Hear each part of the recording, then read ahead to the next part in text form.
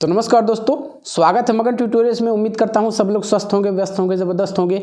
दोस्तों, आप लोगों के तमाम कमेंट्स आ रहे हैं, तमाम सवाल आ रहे हैं कि सर एनआईएस डीएलएड के पक्ष में जब फैसला वो भी अपेक्स कोर्ट का आ चुका है, फिर तमाम राज्य इसको भर्तियों में शामिल करने से क्यों कतरा रहे हैं या कोई भी स्टेप क्यों नहीं ले रहे हैं। चाहे हम बिहार की बात करें, वेस्ट बंगाल की बात करें, तमाम ऐसे राज्य हैं जहाँ पे कि भर्तियाँ हैं और उसमें राज्य सरकार कोई अपनी तरफ से स्टेप नहीं ले पा रही है। तो इसको हम समझने की कोशिश करेंगे। मैं थोड़ा सा आपको इतिहास में ले चलने की कोशिश करूंगा और वहां से हम समझने की कोशिश करेंगे कि वास्तव में फैसला आने के बाद भी, केस जीतने के बाद भी इस तरह की समस्याएं क्यों आ रही हैं और इन समस्याओं को कैसे दूर किया जा सकता है। वीडियो महत्वपूर्ण है दोस्तों। मैं इससे पहले आप लोगों को कहना चाहूँगा, थोड़ा सा हमारे मिलने मिलाने का जो सिलसिला है वो इस समय बाधित हो रहा है, क्योंकि मैं कहीं और व्यस्त हूँ। थोड़ा सा कंस्ट्रक्शन का काम है और इसकी वजह से मैं आप लोगों से रेगुलरली नहीं मिल पा रहा हूँ। वीडियोस लेट आ रही हैं, लेकिन आने वाले मैं समझता हूं कि 1 महीने के अंदर मैं फ्री हो जाऊंगा। इसके बाद जो हमारी मुलाकात है अन्य विषयों पे भी, अभी बीएड के संबंध में भी कुछ अपडेट्स आई थी, वो भी मुझे देने थे आपको, लेकिन मैं व्यस्ततावश नहीं आपसे मिल पा रहा हूं। बीएड के संबंध में जिसको 1 वर्षीय किए जाने की बात है और वो पहले से ही था, क्यों है कैसे है, मैं उसको कल की वीडियो में कोशिश करूँगा कि आपसे डिस्कस करूँ। लेकिन अभी जो एनआईएस डीएलएड को लेकर के ये संशय की स्थिति बनी हुई है तमाम राज्यों में कि इसको नहीं लिया जा रहा है। हालांकि मेरे कुछ भाइयों ने इस तरह के कमेंट किए थे कि पंजाब में लिया गया है और राजस्थान में लिया गया है। राजस्थान में कोई विवाद ही नहीं था। पंजाब में जहां तक सवाल है, पंजाब में भी मैंने जहां तक कोशिश की है जानने की, तो वहां भी इस तरह की कोई रिलैक्सेशन सरकार की तरफ से कोई इस तरह का स्टेप नहीं लिया गया है।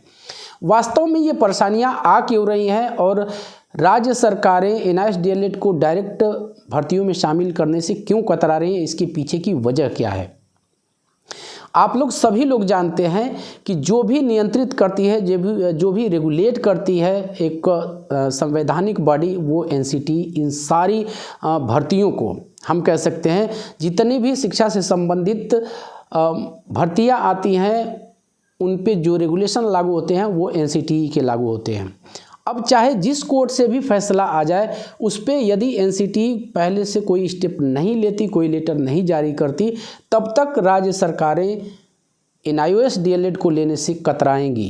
अब इसकी वजह क्या है, थोड़ा सा हम समझने की कोशिश करेंगे। मैं कोई अपने तरफ से, अपने एंड से कोई इस तरह की का विचार मैं आपको नहीं बताने वाला हूँ। जो पहले हो चुका है उसके बारे में, जो इतिहास में हो चुका है उसके बारे में मैं आज आपको बताने वाला हूं। आप लोग को पता है कि पटना हाई कोर्ट से एक निर्णय आया था 21 फरवरी 2020 में, आप लोगों को याद होगा। और वो फैसला आया था 21 फरवरी में। उसमें एनआईएस डीएलएड को फ्रेश रिक्रूटमेंट के लिए पूरी तरह से वैलिड माना गया था, बताया गया था। लेकिन इसके बाद भी किसी भी राज्य ने तब तक शामिल नहीं किया जब तक एनसीटी का लेटर नहीं जारी हो गया। और उस लेटर से आप लोग भली भांति परिचित हैं। 6 जनवरी 2021 में एनसीटी ने सभी राज्यों के चीफ सेक्रेटरी को एक लेटर जारी किया था और उसमें कहा था कि पटना हाई कोर्ट का निर्णय आया है एनआईएस डीएलएड के पक्ष में, इसलिए आप इन्हें शामिल कीजिए। क्योंकि जो बिहार सरकार है वो अब इसके विरुद्ध कहीं अपील नहीं कर रही है। इसका मतलब जो निर्णय आया है माननीय पटना हाई कोर्ट का, उसी को रूल आउट करना है हमें, और इस हिसाब से आप सभी एनआईएस डीएलएड को शामिल कीजिए। और इसी लेटर के आधार पे, चूँकि एक पुख्ता प्रमाण हो गया सरकारों के पास, और उन्होंने इसी लेटर का हवाला देकर के तमाम राज्यों में एनआईएस डीएलएड को शामिल भी किया, जब तक 28 नवंबर का फैसला नहीं आ गया। अभी जब फैसला हमारे पक्ष में आ चुका है, तो क्या हम ये सोच सकते हैं कि कोर्ट के निर्णय के द्वारा ही हम शामिल हो सकते हैं? ऐसा हो सकता है कि करवाने की क्षमता लोगों के पास है और लग के करवाएं तो हो सकता है, लेकिन ये मेरे पर्सनल व्यूज़ हैं। मैं जिस हिसाब से देख रहा हूँ, कोई स्टेप राज्य सरकार अपनी तरफ से नहीं ले रही है। यहाँ तक कि ऑर्डर की कॉपी रिसीव भी करा दी गई, इसके बाद भी अपनी तरफ से कोई वो क्लेरिफिकेशन के लिए कोई इस तरह का नोटिस जारी नहीं कर रहे हैं कि आने वाले वैकेंसीज में। अब मान लीजिए इस समय टीआरई 4 का, अगर बिहार के बारे में हम लोग स्पेशली बात करें, तो टीआरई 4 की जो सुगबुगाहट है वो शुरू हो चुकी है लगभग 80,000 पदों पे, और वो बढ़ सकती है। यदि टीआरई 4 आ जाता है और उसमें कंसीडर नहीं किया जाता एनआईएस डीएलएड को, तो तो वो कितना भयानक समय होगा आप लोग सोच सकते हैं।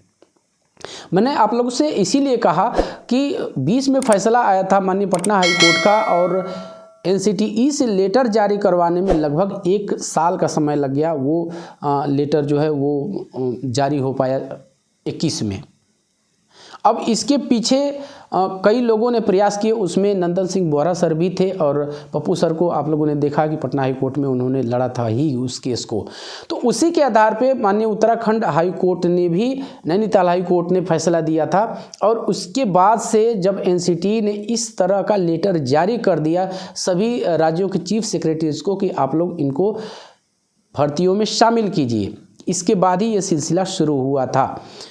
अब यहाँ पे है कि जो 10 दिसंबर में फैसला आया है 24 में सॉरी, तो उसके बाद से क्या NCTE ने कोई लेटर इस तरह का जारी किया है या नहीं किया है? अगर नहीं किया है तो फिर भविष्य में हमें ये प्रयास करके उससे जारी करवाना पड़ेगा। जैसे कि जो 20 में फैसला आया था पटना हाई कोर्ट का, उस समय जारी करवाया गया था। हो सकता है ये कि अब ऑर्डर की कॉपी तो सबके पास है, अब इतना तो कोई शिथिल है नहीं, कोई अभ्यर्थी या कोई संगठन कोई टीम इतना तो शिथिल है नहीं कि हाँ ऑर्डर आ चुका है माननीय अपेक्स कोर्ट का और इसके बाद भी रिसीव न कराया जाए। पप्पू सर से मेरी बातें हुई थी, उन्होंने कहा था कि हाँ रिसीव करा दिया गया है विभाग में। तो फिर विभाग इस पर कोई क्लेरिफिकेशन अगर शुरू से ही न दे दे और वैकेंसी आ जाए उसमें से NIH DLED बाहर रहे तो ये बहुत ज़्यादा कष्टदायक हो जाएगा। इसलिए मैं कह रहा हूँ कि आवश्यकता इस बात की है कि इस संबंध में NCTE से संपर्क किया जाए, उसको अप्रोच किया जाए, चाहे जैसे भी हो सके। इस संबंध में मैंने बोहरा सर से बातें की, उन्होंने कहा कि लोग कर रहे हैं और मैं जानता हूँ कि वो करवा लेंगे, और विश्वास है कि वो करवा लेंगे और इस तरह की समस्याएँ नहीं आने वाली है। तो इस तरह के अप्रोच किए जाने की ज़रूरत है कि NCTE अपनी तरफ से इस माननीय सुप्रीम कोर्ट के फैसले के हवाले से एक लेटर जारी करके ये क्लेरिफाई करे कि अब NIH DLED पूरी तरह से फुल फ्लेज वैलिड है और इसको निसंकोच भर्तियों में शामिल किया जाना चाहिए।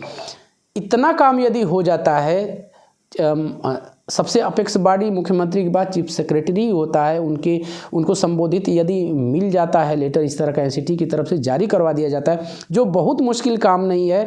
जिस तरह से 21 में जारी करवा दिया गया उसी तरह से इस समय भी जारी करवाया जा सकता है। तो आवश्यकता इसी बात की है कि NCTE की तरफ से, क्योंकि रेगुलेटरी बॉडी है, मातृ संस्था है हम कह सकते हैं, बिना इसके कोई इतर जाके कोई भी वैकेंसी के ना तो रेगुलेशन बनते हैं, यहाँ तक कि टेट के भी जो राज्य स्तर के टेट होते हैं इसके रेगुलेशन से ही रेगुलेट होते हैं और उसी के आधार पे बनाए जाते हैं।